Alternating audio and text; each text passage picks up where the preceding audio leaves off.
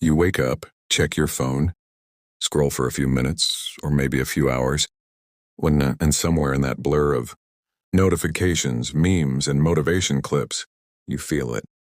That emptiness. That quiet question, what am I even doing with my life?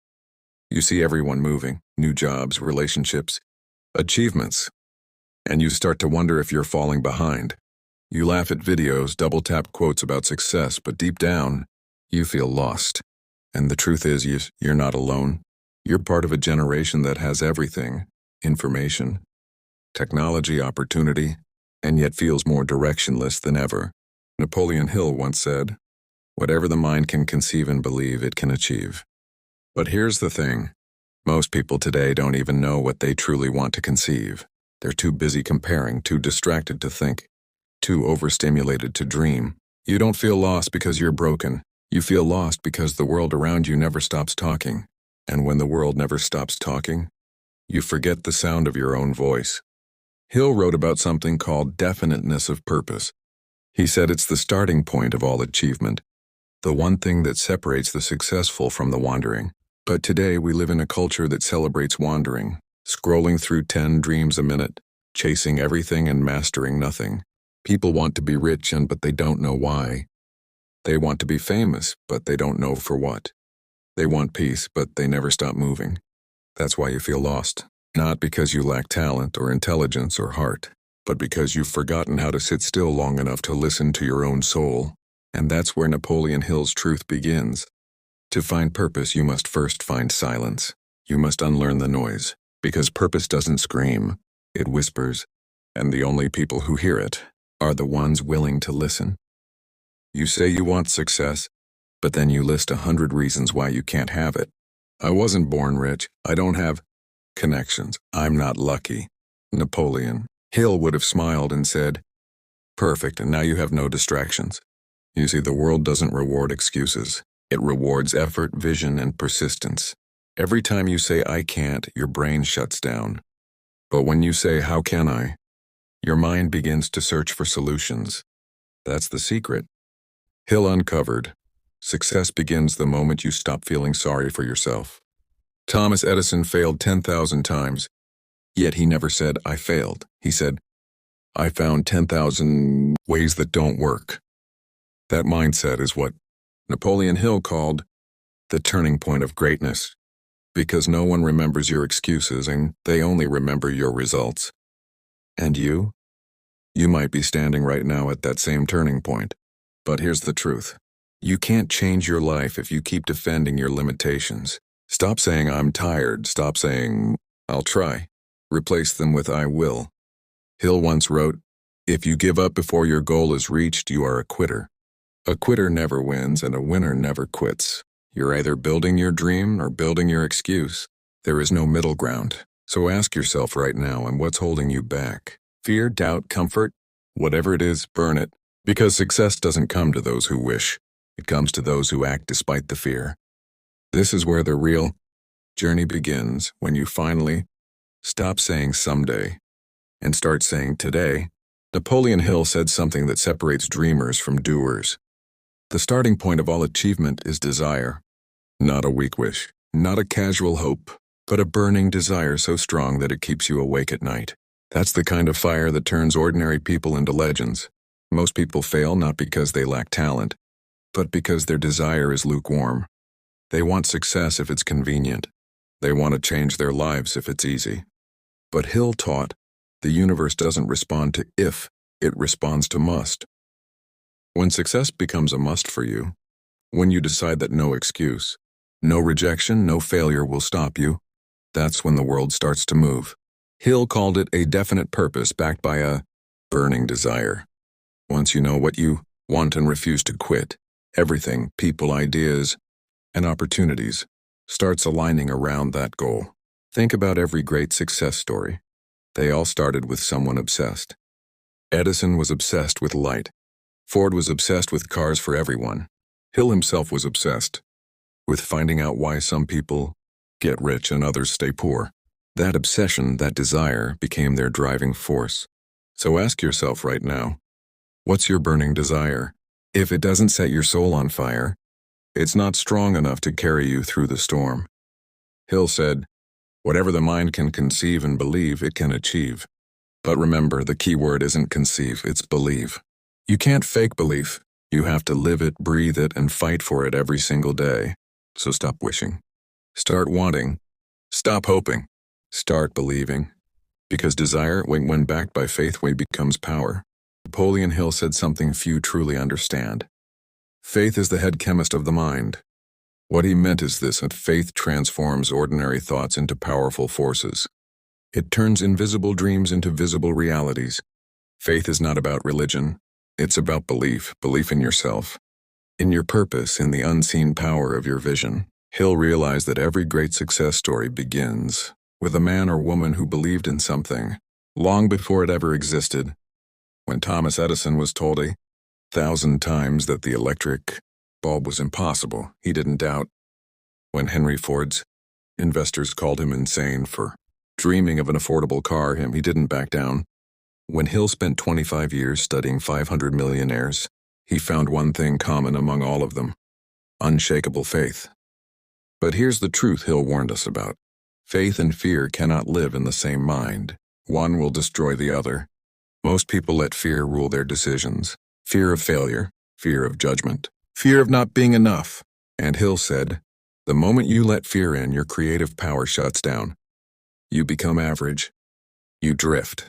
Faith, on the other hand, does the opposite. It rewires your brain to look for possibilities instead of problems. When you truly believe that success is yours, you start attracting ideas, people, and moments that align with that belief. Hill even said you can train your faith. You don't have to wait for it. You build it through auto-suggestion and by repeating powerful thoughts until your subconscious accepts them as truth. He wrote, whatever you plant in your subconscious mind and nourish with repetition and emotion will one day become reality. That's not magic, and that's psychology. When your subconscious is programmed with belief instead of doubt, your actions, energy, and attitude all shift toward achievement. So here's the question Napoleon Hill would ask you. What are you feeding your mind every day? Faith or fear? Every thought is a seed, and what you plant grows. Faith isn't a feeling. It's a decision, a daily commitment to believe in your dream even when everything around you says quit. Because as Hill said, you are the master of your fate, the captain of your soul, and that mastery begins with faith. Napoleon Hill called it the principle that holds the secret of all great power. He named it the mastermind. Now, what did he mean? Hill didn't just talk about teamwork or having friends. He was describing something much deeper, the fusion of minds, the combination of energy, ideas, and belief between people who share the same burning purpose. He said, when two or more minds come together in harmony, a third invisible force and a mastermind is created. Think about it. Every major success in history happened not because of one person, but because of a network of believers working toward a single goal. Henry Ford had Thomas Edison and Harvey Firestone. Andrew Carnegie had a circle of industrial giants. Even Napoleon Hill himself had mentors, editors, and partners who shaped his ideas. Hill discovered that success multiplies when energy unites. But here's the catch, it only works in harmony. If one person in your circle is jealous, lazy, or negative, the energy breaks. That's why Hill warned, no mind ever becomes truly great without the companionship of other minds. You can't rise surrounded by people who drag you down. You can't grow if your circle laughs at your dreams. And you will never unlock your potential if you keep explaining your vision to those who refuse to see it. Hill was very clear. Your environment shapes your destiny. If you sit with dreamers, you'll dream bigger. If you sit with complainers, you'll complain louder. The law of association is real, and it's either building your future or burying it. He said, tell me what you habitually think, and I will tell you who you are. But if your thoughts are influenced by the people around you, then who you choose to spend time with literally decides the quality of your life. So who's in your mastermind? Who are the people you can talk to about your goals without being mocked? Who fuels your fire instead of pouring water on it? Hill believed that the right group doesn't just push you, it transforms you. When you connect with people who vibrate at your level of desire, something invisible happens. Your energy sharpens. Your ideas grow bolder. your belief becomes unstoppable. That's why he urged, build a circle that challenges you to think, not one that comforts you to stay the same. Because the truth is, you can go fast alone, but you can only go far together. Your mastermind is your power plant. Protect it, feed it with people of courage, ambition, and integrity. And one day you'll realize your dream was never meant to be done alone. You see, talent can sparkle for a moment. Luck can push you for a day. But persistence and that quiet, unglamorous fire that keeps burning, that's what separates the dreamers from the doers. Hill interviewed over 500 of the most successful people in history, men who built empires out of nothing. And he found one thing in common. None of them stopped when it got hard. They might have paused, stumbled, gone broke, been laughed at, but they never quit. He said, temporary defeat should only mean one thing, that something is wrong with your plan, not with your dream. Most people give up not because they can't make it, but because they stop believing they can. They lose patience right before the miracle. They confuse a detour with a dead end. That's the tragedy Hill warned about, why most people never fail. They just stop trying. Let me be real with you. Success will test you. It will push you to your limits. It will break your comfort, drain your energy, and make you question everything. But that's how it's supposed to be. Because if it didn't test you, it wouldn't transform you. Hill wrote, the moment you are ready to quit is usually the moment, right? Before the miracle happens. You'll know you've reached that moment when everything starts going wrong, when the money dries up, when people disappear, when the dream feels stupid. That's the point most people quit. But those who persist, they cross a line that others never see. They develop faith, and not in some mystical sense, but faith in themselves, in their cause, in the unseen forces that reward effort and resilience. Hill believed that persistence was the physical expression of faith. It's your way of telling the universe, I'm serious. I'm not going anywhere until I win. And when you do that long enough, something amazing happens. The resistance begins to move aside. Doors open. People appear. Opportunities line up. Because persistence builds momentum, and momentum builds miracles. So if you're struggling, if you feel stuck, if you've failed over and over again, good. That's the training. That's life asking, how bad do you really want it? And your answer must always be, bad enough to keep going. Napoleon Hill ended Think and Grow Rich with a reminder most people skip. When riches begin to come, they come so quickly and in such great abundance that one wonders where they have been hiding during all those lean years. They were hiding behind your persistence. They were waiting for you to stop quitting.